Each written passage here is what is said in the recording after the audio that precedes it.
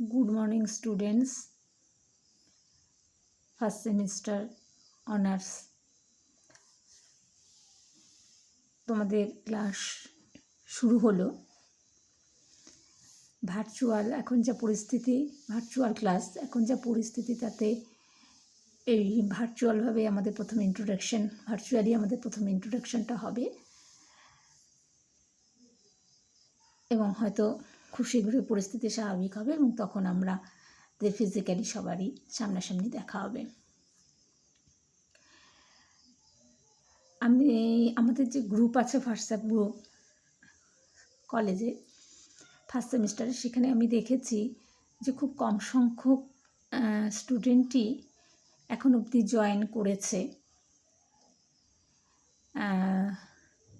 যাই হোক, হয়তো সবার কাছে মানে সবাই যোগাযোগ করে উঠতে পারেনি বা নাম্বারটা সবার কাছে পৌঁছায়নি। তাই আমি বলবো যে তোমরা যারা যারা জয়েন করেছো, তাদের পরিচিত, তাদের কাছাকাছি যারা বন্ধুবান্ধব আছে, সবাইকে তোমরা ইনফর্ম করবে এবং গ্রুপটাতে যাতে তারা জয়েন করে সে কথা বলবে।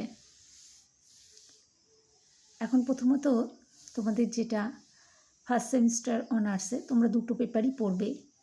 সে দুটো পেপার হচ্ছে একটা C1 আর সেকেন্ড হচ্ছে C2, মানে core course 1 and core course 2।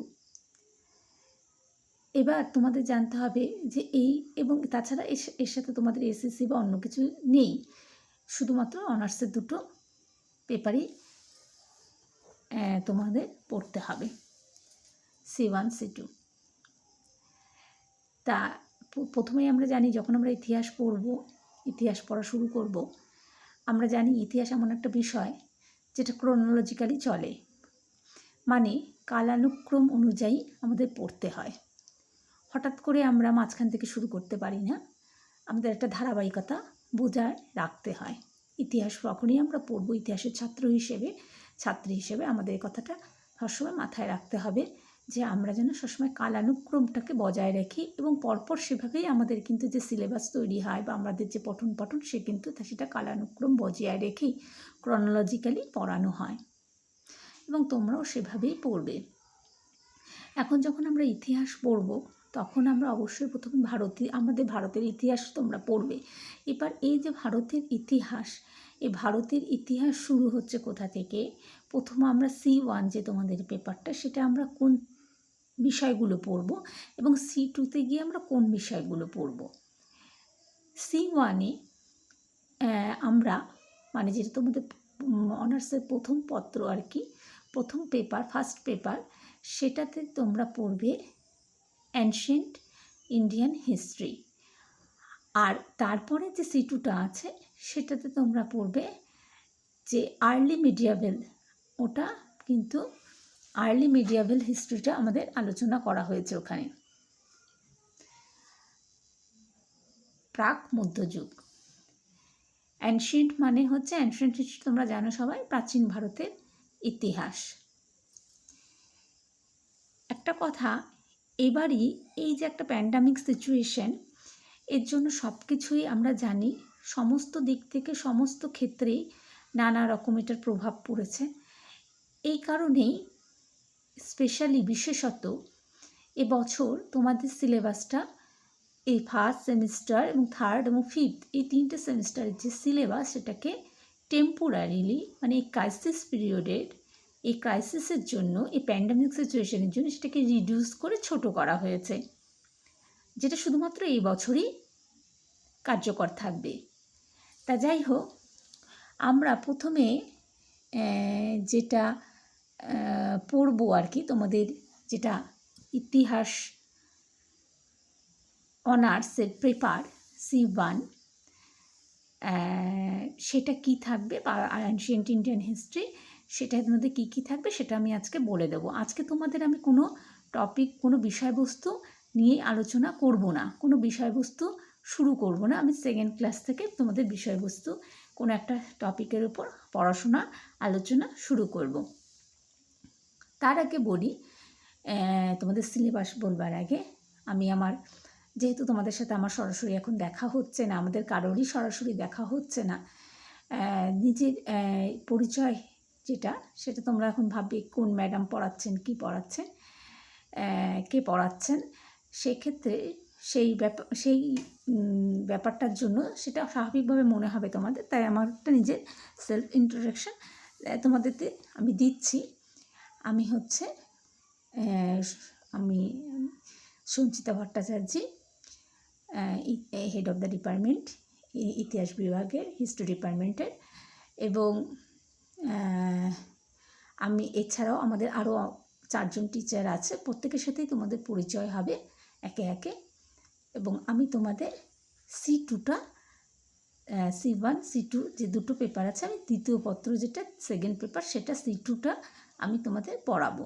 তার বিভিন্ন ইউনিট থেকে বিভিন্ন বিষয়বস্তু নিয়ে আমি তোমাদের সাথে বিভিন্ন সময় আলোচনা করব বিভিন্ন ক্লাসে। তা যাই হোক, এবার হচ্ছে তোমাদের যেটা বলার সেটা হচ্ছে যে তোমাদের সিলেবাসটা একটু মৌখিকভাবে বলে দেওয়া। আমি জানি এতে হয়তো তোমরা অনেকেই অনেক কিছু ধরতে পারবে না, এটাই স্বাভাবিক। আস্তে আস্তে ধীরে ধীরে ধরতে পারবে। আমি বারবার আলোচনা করব, আমি কেন, আমাদের যে ডিপার্টমেন্টের সমস্ত টিচাররা আছেন, শিক্ষক শিক্ষিকারা সবাই তোমাদের বারবার সিলেবাসটা বলে দেবেন।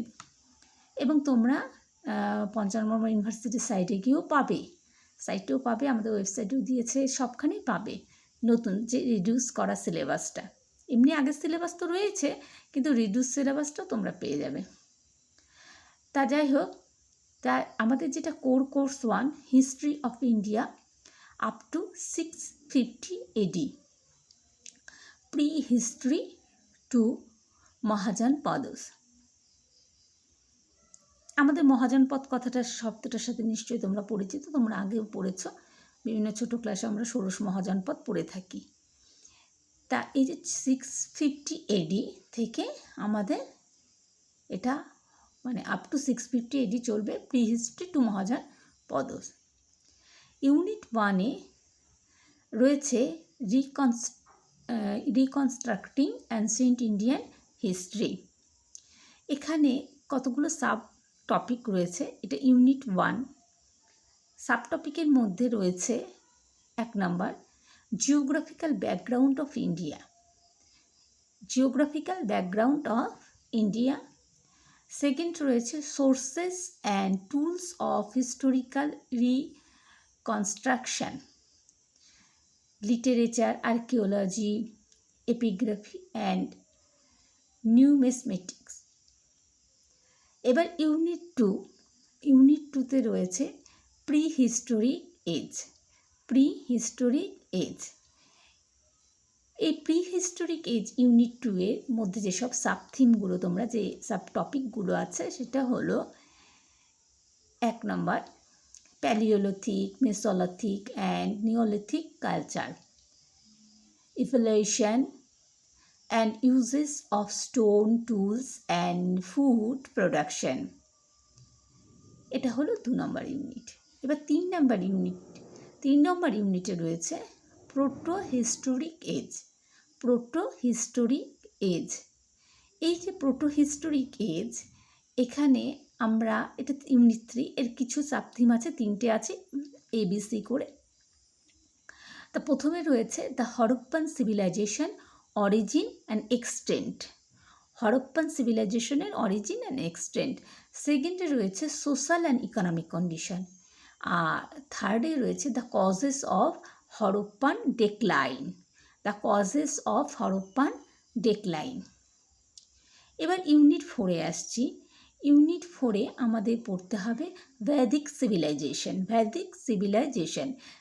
সিভিলাইজেশনে আমাদের ইউনিটটার মধ্যে কতগুলো রয়েছে, 3টে সাব টপিক রয়েছে। সেগুলো হলো প্রথমত the Aryan problem, original homeland, বৈদিক লিটারেচার। দ্বিতীয়ত হচ্ছে society and economy of the Aryans. এবং 3 নাম্বার হচ্ছে পজিশন অফ উইমেন। এবার ইউনিট 5-এ আমরা চলে যাব। ইউনিট 5-এ আমরা দেখব রিলিজিয়ান অ্যান্ড ফিলোসফি। এই ইউনিট 5-এর মধ্যে রয়েছে সাবথিম একটি, সেটা হচ্ছে rise of Jainism, Buddhism and Ajivikas. এরপরে ইউনিট 6-এ যাব। ইউনিট 6-এ রয়েছে মহাজনপদস, Mahajanpadas to Magadhan Empire। এখানে যে সাব থিম রয়েছে, সাব টপিক রয়েছে, সেটা হচ্ছে দুটো। সেটা হচ্ছে রাইজ অফ 16 মহাজানপাদাস এবং দ্বিতীয় নাম্বার হচ্ছে growth of Magadhan empire and its dynasties. এটা হচ্ছে তোমাদের C1-এর সমস্ত পেপার। মোট তাহলে 6টা আমাদের ইউনিট রয়েছে।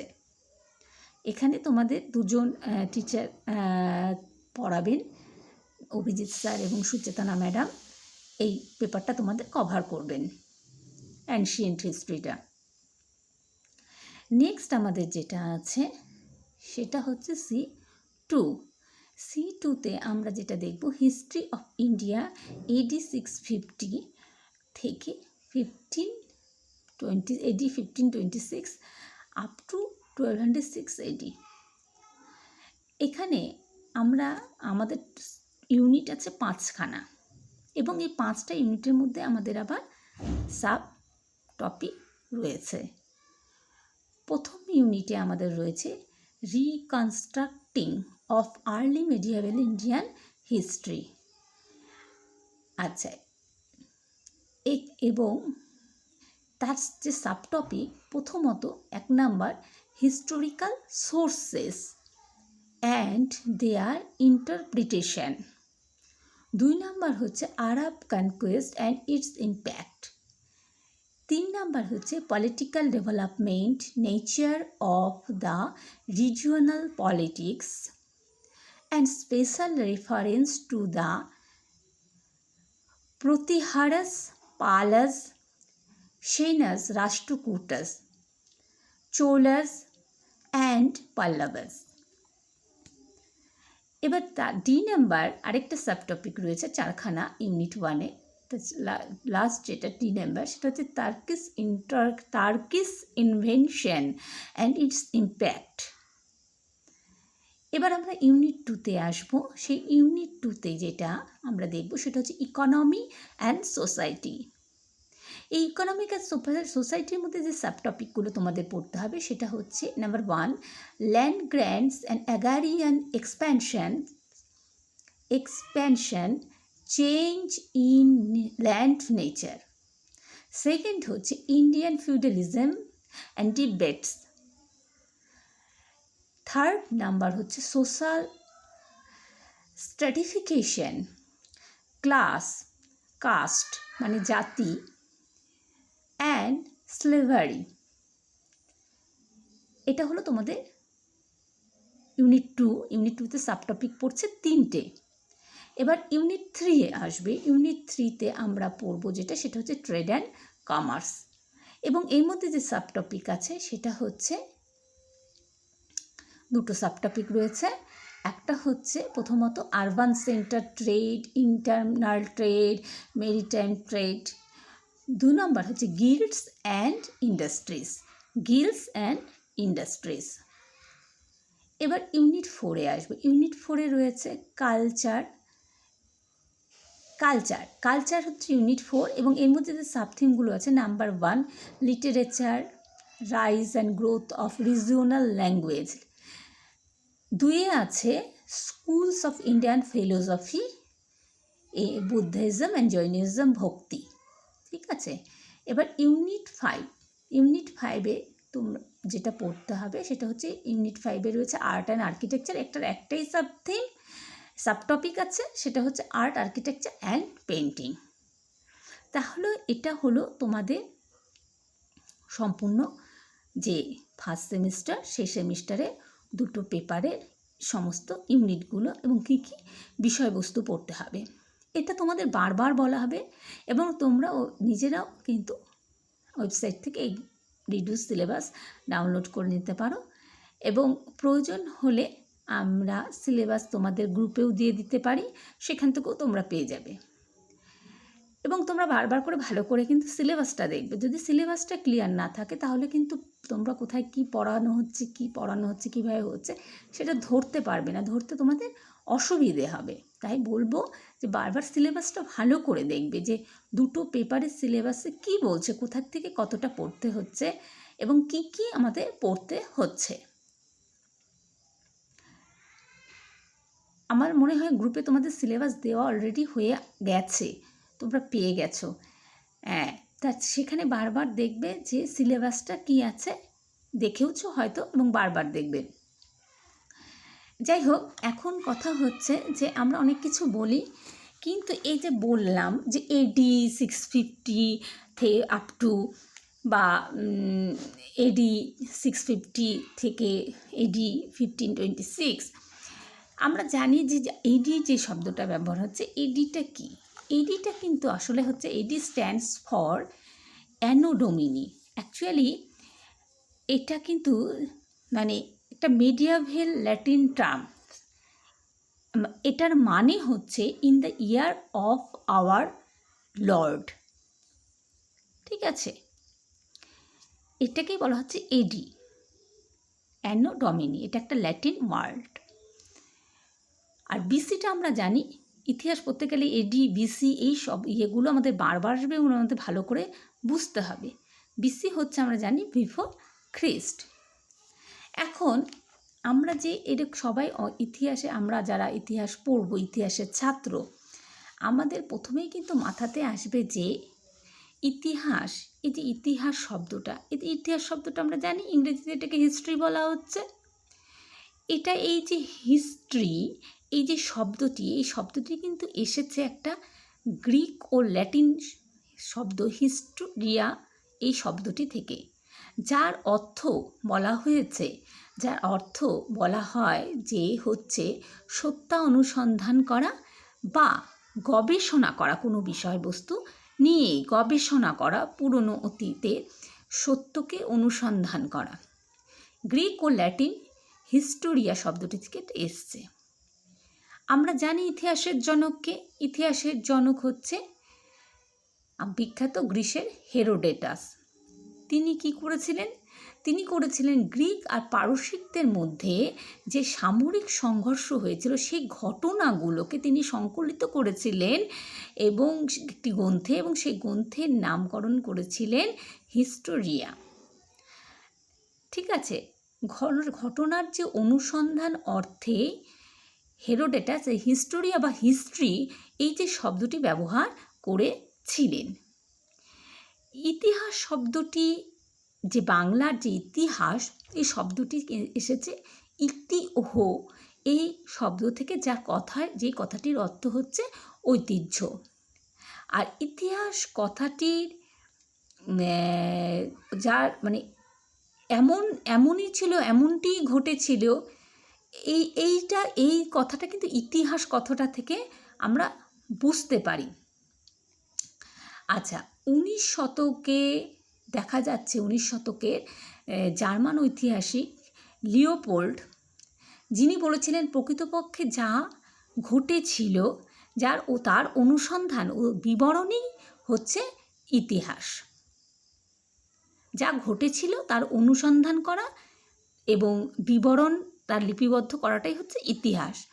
আবার টয়েনবির মতে তিনি বলেছেন সমাজের জীবনই হচ্ছে ইতিহাস। প্রকৃতপক্ষে মানব সমাজের যে বিভিন্ন ঘটনা প্রবাহ যেগুলো বয়ে চলছে, সেগুলোই হচ্ছে কিন্তু ঘটে চলছে, সেগুলোই হচ্ছে ইতিহাস। ঠিক আছে, ইতিহাস হলো কোনো একটি ঘটনার একটা বৈজ্ঞানিক এবং ধারাবাহিক বিবরণ। লিখিত খ্রিস্টপূর্ব 5ম শতাব্দী থেকে আজ অবধি এই যে 2500 বছর বয়স হয়ে যে লিখিত ইতিহাসের, এই দীর্ঘ সময় ইতিহাসের চিন্তা, চেতনা, দৃষ্টিভঙ্গি, ইতিহাসের ক্ষেত্র, লিখন পদ্ধতি যে তার পরিবর্তন হয়েছে, প্রসারিত হয়েছে, আর বিভিন্ন সময়ে ধারণা অনুযায়ী ইতিহাসের বিভিন্ন কিন্তু সংজ্ঞা বারবার উঠে এসেছে। আচ্ছা,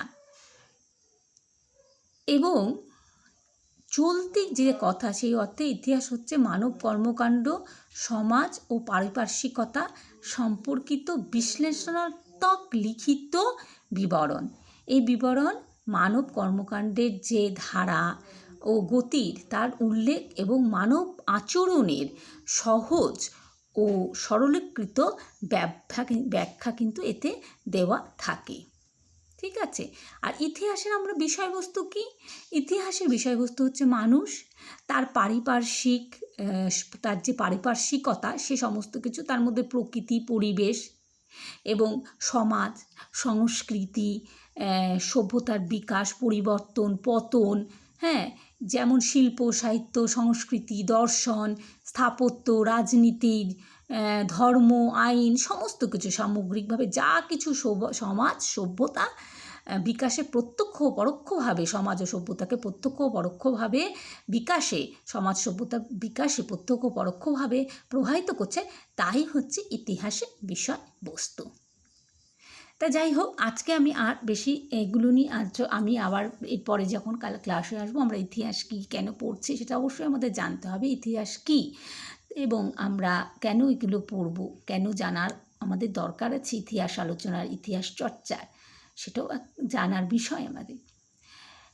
এবং পরের ক্লাসে আমি আমাদের কী পড়তে হবে না পড়তে হবে সমস্ত বিষয় নিয়ে আবার নতুন নতুন বিষয় নিয়ে আলোচনা শুরু করব। আজকের মতো এটুকুই।